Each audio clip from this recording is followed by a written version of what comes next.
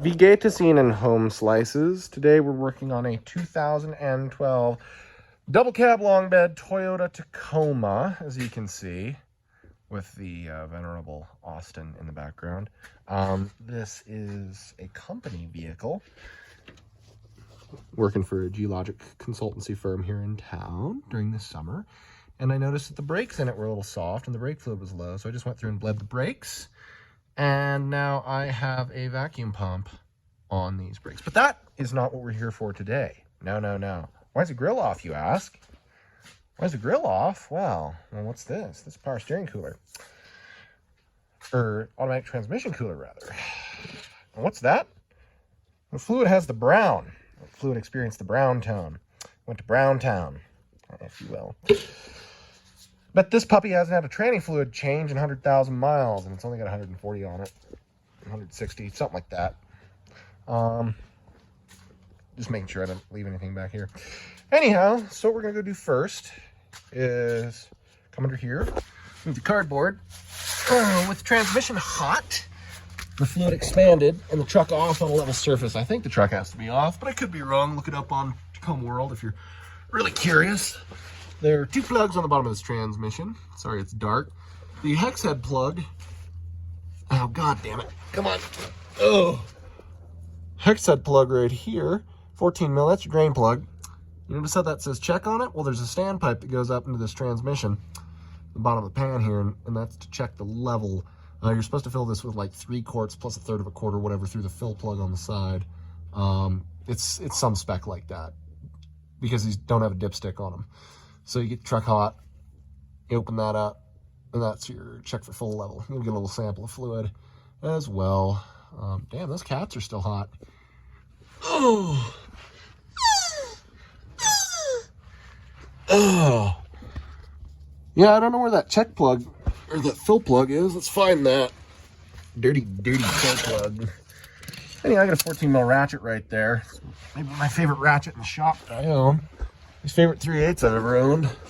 I don't know if I find the fill plug, and I'll certainly show you, but it seems like there's a Spicer drive shaft in the way. Oh yeah, this one has greasable U-joints. Very weird. Don't usually see that on modern trucks. Well, this, ladies and gentlemen, is an old New Holland baler. I think it's got like Sperry Rand cutter teeth on it, or tines rather. But it's got a Wisconsin V4 air-cooled engine on it. Now, this ain't something you see every day, at least not anymore. As you can see, it says Wisconsin. I think that's an amp gauge. Yeah, amp gauge. I think he rebuilt the carb or put new carb on it. This ain't my place. I wish it was. Unfortunately, it's not. Beautiful, beautiful little spot. But no, I just work in a shop in exchange for mowing. But no, as you can see, there's this big old shroud on the side of it. And I think the fans on the back. Yeah, fan and flywheel. And it's air cooled. There's a whole bunch of fans on the outside. It's just like a little bike engine, you know. But it's like a 2-liter, 2.5-liter engine, and it's used to power this baler. You see the drive chain in there for the pickup wheel. And I don't know, neat stuff. Kind of antiquarian. Old DC generator, probably in an alternator. Oh, I wonder if this thing's recording upside down. That'd be retarded. I hate this phone so much. Oh, look at that Tacoma. Anyhow. Yep, just dump rigs from the dump. I mean, shit, you hook that back onto the back of that little Yanmar and for going to the dump. Of course, that Yanmar is only 30 horse. That baler's a 40 horse, I think. So, oh, that's a neat looking rock. Chunk of chert. Bottom of a silicious ooze ocean floor. There you go. Maybe it's quartz. That's probably quartz. Wishful thinking. Could be chert. I don't know. Oh yeah, here's something you don't see every day. Look at the grossular garnets inside of this sample of, I think this is marble. Look at these suckers. Oh, that's pretty. Wow. I found some garnets on top of Mount Thompson once that are about that big around, but I ain't found something that big. God damn, that's big. Nice chunks of graphite. Same shit that you're writing your pencil with. That's coming out of marble. There's some sort of igneous intrusion into some dolomite, and must have high carbon content in the layers. micritic layers to cause this, but again, they aren't sure how it forms. Look at that, just perfect sheets of fucking graphite. High pressure. Yeah, and you can see the shiny planes on it. Anyhow, we'll get back to say it's Montana where the men are men and the sheep are afraid. This is your fill plug. This is on the passenger side of the transmission towards the back, next to the adapter housing. Well, it's in the adapter housing, actually, between the low range of the transfer case and the back of the transmission. These are the shift solenoids on the passenger side. At least I'm pretty sure. I mean, it seems like other people were shoving fluid in here, and I mean, any case that a detent or a fucking band adjustment nut or something ain't gonna be taken out, you can fill it and then just use the overflow hole if you're just gonna drain and fill it. Am I zoomed in? No, I'm not. I'm just really close. Ooh. Yeah, it's fucking tight under here. Anyhow, I think it's like a 21 or a 24. I'll let you know what it is, but yeah, I still have yet to take it loose. I'm going to take this one loose before I drain the transmission. I mean, I'm going to do a flush, so it's not really going to matter one way or the other. I'm going to check the level ultimately with this. Oh, you like that, don't you? It's fill plug, or the overflow plug. But yeah, we'll do that. Then we'll do that. And then we'll do that. I already checked the level, so I know this comes loose. But that's a 5mm hex key. I recommend using a 3/8 drive adapt thing. And then that's a 14. Yeah, so that was a 24mm plug. I checked. I mean, look at that. It says WS on it, which is the spec of fluid you're supposed to use, Toyota WS. Which I ordered the Idemitsu fluid, which is the same spec at Napa, and the case of it they were like $5, $6 pop. So I was like, fuck it, I'll just buy a bunch of those. So I bought 12 of them for the flush, since the transmission lines, the tranny cooler, the torque converter, the valve body, the transmission case, and the pan all told hold between 11 and 12 quarts, if I remember right. So it'll be interesting. I haven't ever successfully done this before, but as you can see, I use a 15/16 for this because I don't have a 24 for my 3/8 drive, and that's my favorite ratchet in the whole shop. The reason I got away with this is because it's slightly less than a 1 inch, and 1 inch is 25.4mm. So this is probably like 24.3, 24.5, somewhere in there, millimeter, which is just slightly bigger than a 24. You just gotta make sure you don't get off of it, don't cam it over. And it seemed to fit pretty well, actually. Kind of like a, well, actually it fit way better than a 13.5, so there you go. And then there's that and that, and yeah, I drained like 4-ish quarts out of the transmission. So we're just gonna let it drip drain overnight, and I'm gonna go ahead and unhook the lines up here. So you can see I already undid this clip down in here. And then I think I'm going to undo this line. So I think the logic is this is the outlet line from the transmission. So the PCM commands probably some outlet valve, some sort of switch, or maybe it commands a solenoid on to the open position. Hot fluid is pushed out of the front pump, probably through the valve body, maybe through the torque converter, but then through this line. And it goes through the hot side of the radiator, because remember, heat rises, so the logic is you go from hot to cold, right? Circulate hot coolant down this way, you circulate hot transmission fluid from top down to this bottom line right there that I'm pointing at. This thing won't fucking focus. Yeah, this smaller line that I'm wiggling on top here.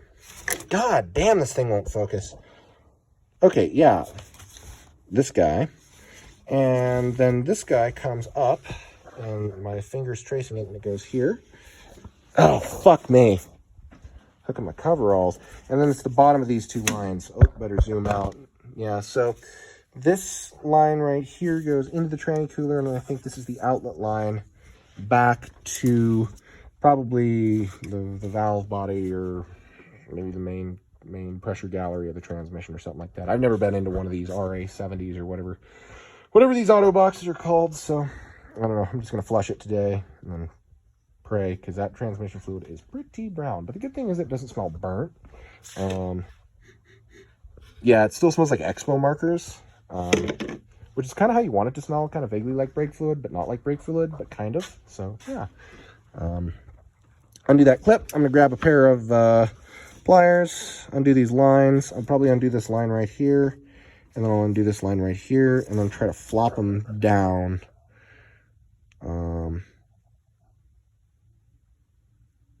yeah, down onto the ground, so that way I can have one in a suck bucket and one in a spit bucket. So there you go. Okay, so I undid the outlet line here, the pressure side line. I want to say the pressure line from the transmission.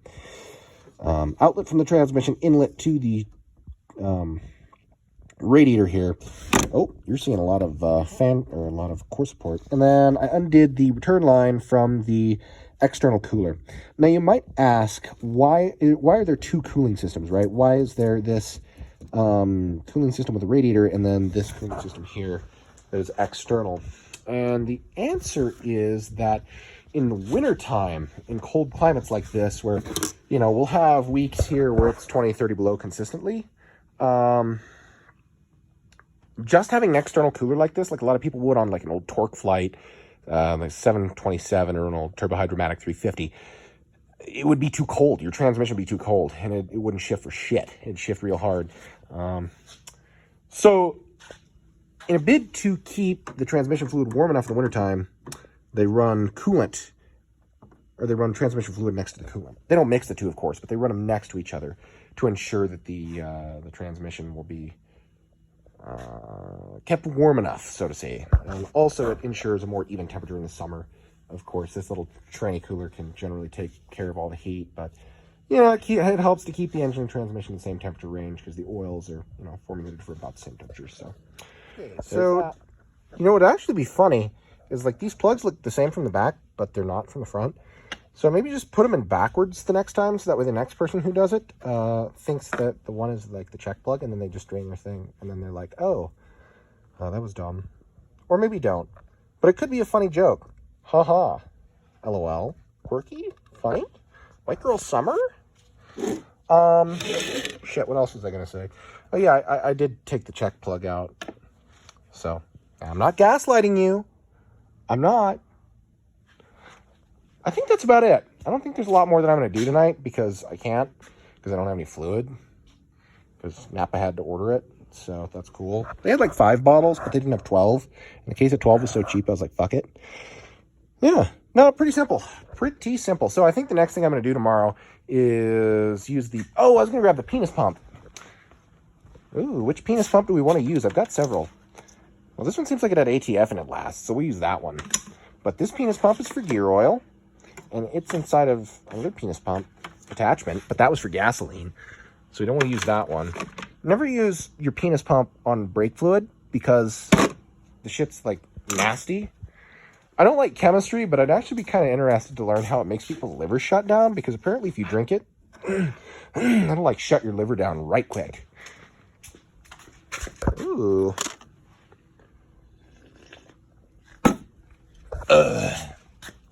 Shit, there's something else I was going to do. Oh yeah, I had another penis pump in here that I was using for more gear oil, because I was in 3 Forks and I didn't have one over there. As you can see, it's down in there chilling. That's the problem with having like a nice truck and then using it for work, because it's a truck, and like hauling 6,000 pounds with your Tacoma regularly, because they love that. But yeah, and I got this bed platform in here, but I put the piece of cardboard down, so I think it's okay, but it might not be okay. But if it isn't okay, that's okay, because I got this bed platform for free. Oh, I love things from the dump. This is actually kind of serious, because I've never seen a CV axle do this before, but I was doing an inspection today on this truck, and like the CV axle boot and like retainer thing, clip, the ring, the cock ring, seems to move independent of the spider joint housing. So like, I don't know, I've never seen that happen. As you can see, it's been pissing grease all over. That's like brake fluid and brake clean and PB blaster from me. But yeah, as you can see, there's some schmoo up here on top of this, and there's some schmoo up there, and I don't know, maybe a little more schmoo elsewhere. Yeah, like the boot's fine, but the who's-ma watch it there ain't. So yeah, not chill. I mean, that's chill, that's not. So pretty good, pretty good. God damn. Okay, it's the next day. As you can hear, this thing is pissing. So what I did is I put a 5-gallon bucket under there, and it had just enough clearance to fit that 5-gallon bucket to right there. And then, as you can see, right there on that line, there's a piece of duct tape to mark it as the outlet line, and that was, of course, the line that came off of right here. So I turned the truck on for maybe 5 or 10 seconds just to make sure, and as you can see, it already pissed out a metric shitload of fluid. So you know that's the outlet, and the inlet line, which goes into this drain bucket. Well, Nothing in here really. Well, there's a little bit that dripped out, but nothing like what this just spit out. So I got 14 quarts of this. It's the Idemitsu LV fluid. It fits Toyota WS. And we're gonna have a suck. We're gonna have a suck bottle, suck line, and a spit bottle, spit jug. So next thing I'm gonna do is go ahead and follow the Toyota spec for refilling the transmission pan, because the front pump sucks, I think, through the valve body from the transmission pan. So it goes transmission pan, fluids in the pan, up through the filter, through the valve body, through the front pump, and then out to the circuitry. Or maybe it just goes straight into the front pump like the old 4R100 Ford transmissions. The filter basically bolted straight up to the pump, and then the outlet side of the pump went into the valve body, and then from there it could go to the front pump, or to the transmission cooler. But anyhow, yeah, we're going to go ahead and fill it up.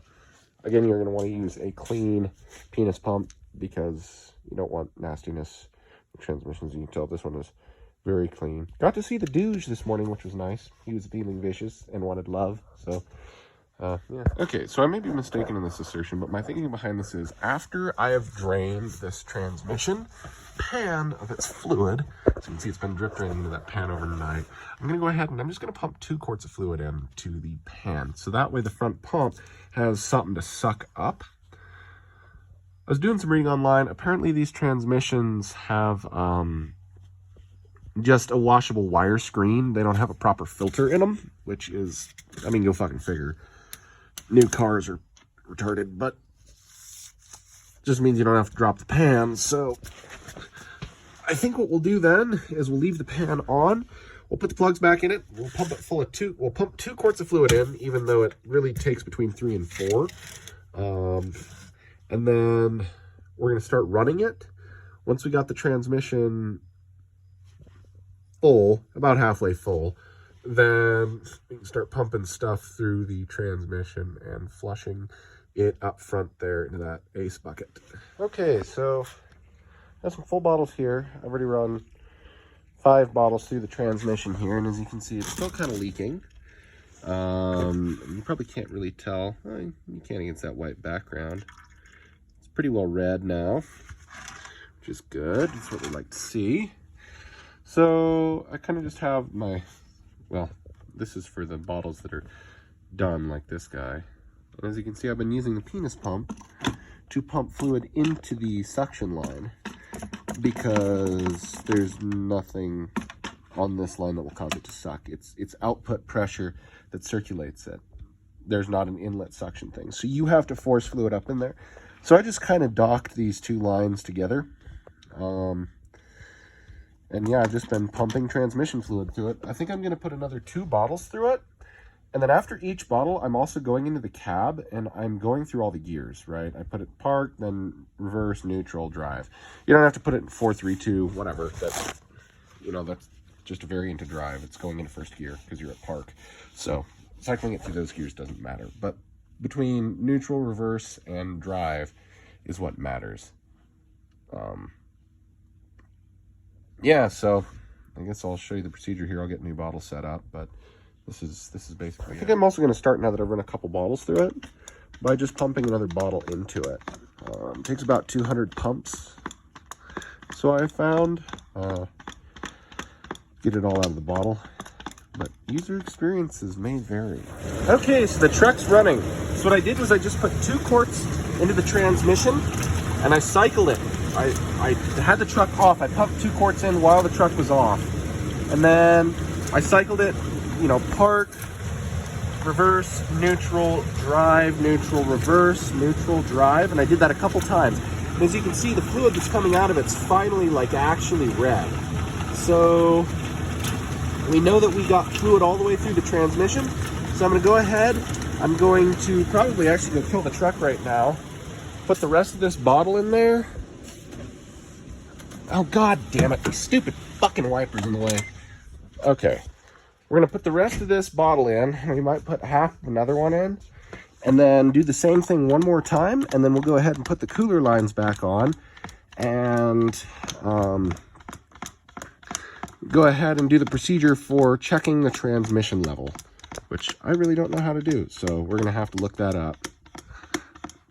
All right, so down here, we've pumped 1.5 quarts of fluid in after the last time we had it started. I've got another 1/2 quart, 3/4 of a quart sitting right there with the penis pump already hooked up. As you can see, the bucket's about half full. Got some rags on the floor. We're going to leave these as needed to fill up the transmission pan, because we're going to have to fill it up once, run the truck through all the gears a couple times, and then go underneath and check the level again. So now that the transmission pan has some fluid in it, start it up and immediately put it in reverse. Feel it bump down into gear, watch the RPM, comes back up in neutral, bumps back down into drive, comes back up in neutral, bumps down in reverse.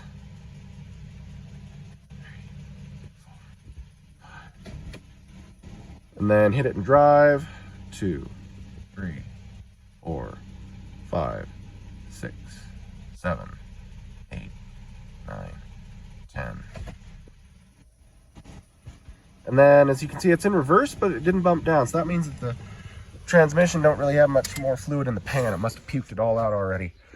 Yeah, the goal really is to get the transmission to cycle all the fluid through it. So now what we're going to do is, you can see the stuff on top is really red and frothy, and the stuff that's coming out is bright red. So that means that the transmission is probably pretty well been flushed. Not quite sure about the torque converter, but at the very least, we've put like 7 or 8 quarts of fluid through it. And then we'll put the rest into the transmission pan in order to, damn, it's dirty, in order to fill it up according to procedure. So I'm gonna go ahead and pump this quart into the pan, and I'm gonna let this finish dripping, and then we'll go underneath and we'll do the procedure after we put the lines back onto the radiator. All right, so the process I've been following, again, is truck's off right now. Truck's only slightly warm, it's not hot. So take the drain plug out of the standpipe, or the check plug, and then fill it up until fluid starts draining out of there at a good rate. And then put that plug back in, go out, cycle the truck through the gears, come down, put your check plug and see how much is in there, and then fill as needed. And I've probably done that 5 or 6 times now. Just, you know, run it for 10 or 20 seconds and come down and check the level. Always put the fill plug in as well. This cat can get pretty hot here. It's your secondary catalytic converter, I think, because the primary is right here. Primary cat's right there. Goddamn muddy ass fucking piece of shit. Fuck. Wearing safety glasses too. Anyhow. So yeah, once you get fluid trickling out of there at a good rate, and the last one I just had to put like a couple ounces in, you know, maybe 10 pumps, 5-10 pumps with the penis pump. So I went ahead and I put another cup's worth, another 8 ounces in, as you can see, sitting there about the 8 ounce mark. So that's what they say to do. They say to put in a little bit more than what you're supposed to do. Now I need to figure out how to put it into the automatic transmission temp mode. In etc., your transmission fluid needs to be between 97 and 115 degrees Fahrenheit, or whatever that is in degrees centigrade.